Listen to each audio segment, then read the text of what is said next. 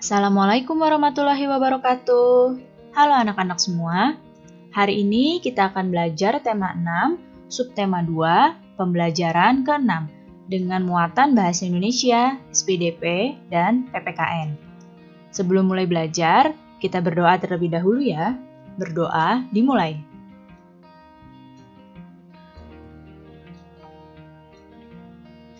Berdoa selesai.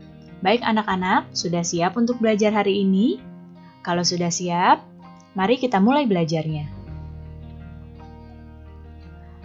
Pertama-tama kita akan mempelajari muatan bahasa Indonesia. Lihatlah gambar yang ada di hadapan kalian. Ya, di sini ada sekelompok anak yang sedang membaca buku. Salah seorang anak laki-laki di sini mengatakan bahwa buku yang dia baca itu isinya bagus sekali. Dan temannya menyarankan untuk meringkas buku bacaan tersebut agar ia selalu ingat dengan isi dari buku itu. Lalu, bagaimana ya caranya membuat ringkasan dari sebuah bacaan?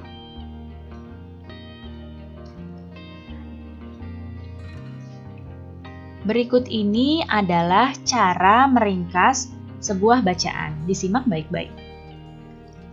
Yang pertama, kalian harus membaca terlebih dahulu sumber bacaan yang akan kalian ringkas. Dibacanya dengan cermat.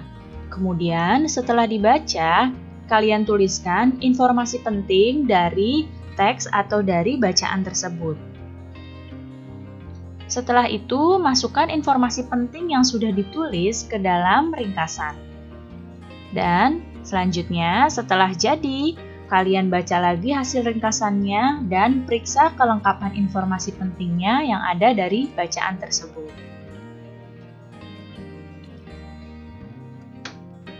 Sekarang kita akan coba meringkas sebuah teks.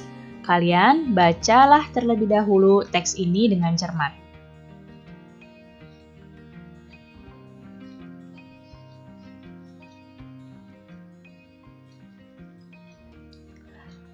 Baik, kalian sudah selesai ya membacanya.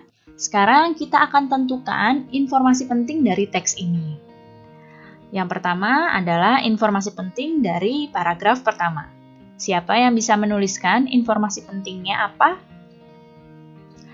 Ya, informasi penting dari paragraf pertama yaitu tari pendek adalah tarian selamat datang yang digunakan untuk lambang rasa syukur, hormat, dan sukacita saat menyambut para dewata.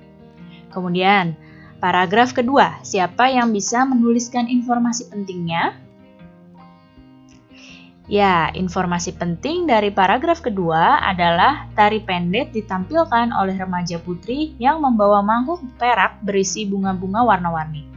Bunga akan ditaburkan ke arah tamu sebagai ucapan selamat datang. Nah, setelah mendapatkan informasi penting ini dari teks, kita akan membuat ringkasan dari bacaannya. Nah, di sini membuat ringkasannya kita tinggal menggabungkan informasi pentingnya agar menjadi sebuah ringkasan. Nah, di sini paragraf pertama kita tulis ya, kemudian kita gabungkan antara paragraf pertama dengan paragraf kedua. Informasi pentingnya kita gabungkan. Kemudian jadilah sebuah ringkasan bacaan seperti ini. Bisa ya jika kalian mencoba sendiri nanti.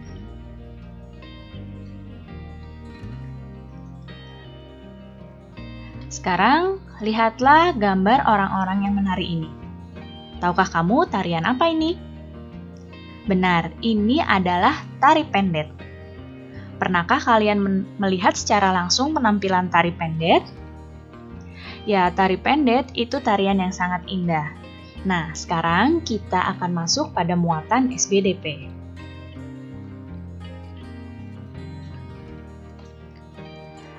Setiap tarian daerah memiliki pola lantai untuk memperindah tarian.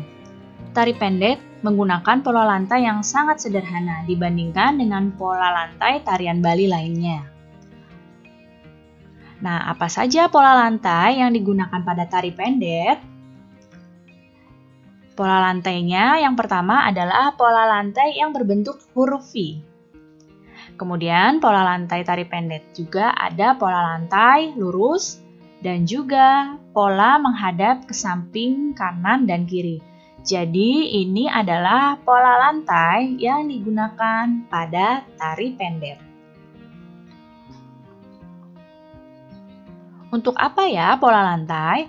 Pola lantai itu, bentuk-bentuk pola lantai itu mendukung keindahan sebuah karya tari. Pola lantai juga dapat dikembangkan loh agar tarian tampak menarik. Pengembangan pola lantai dilakukan untuk mencari bentuk-bentuk pola lantai yang sesuai dengan karya tari tersebut.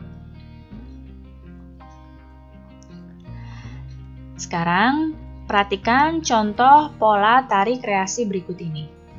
Nah, yang ada di sebelah kiri kalian ini, yang ada di kiri kalian, ini adalah pola tari kreasi pada tari tunggal atau tari yang satu orang. Ya, di sini ada pola yang bergerak lurus, kemudian yang kedua bergerak diagonal, kemudian bergerak horizontal, kemudian bergerak diagonal, lurus lagi, kemudian pola bergerak garis melingkar.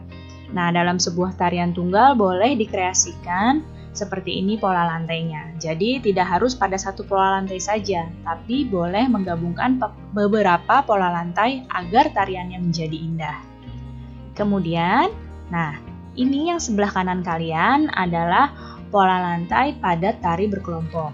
Nah, di sini pola lantainya yang pertama yang Ibu tunjuk panah ada yang membentuk diagonal. Setelah membentuk diagonal, bergerak kemudian membentuk pola segi 5. Bergerak lagi membuat pola lantai lurus ke depan. Kemudian membuat pola lantai zigzag, membuat pola lantai lingkaran, dan diagonal kembali.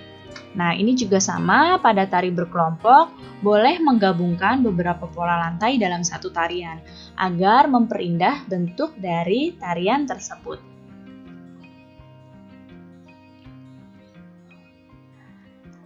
Nah, di sini Dayus sedang melihat penampilan tari pendet, dan dia sangat kagum karena para penari ini menampilkan tarian dengan sangat bagus dan mereka telah berlatih dengan bersungguh-sungguh dan penuh tanggung jawab. Sekarang kita akan masuk pada muatan PPKN.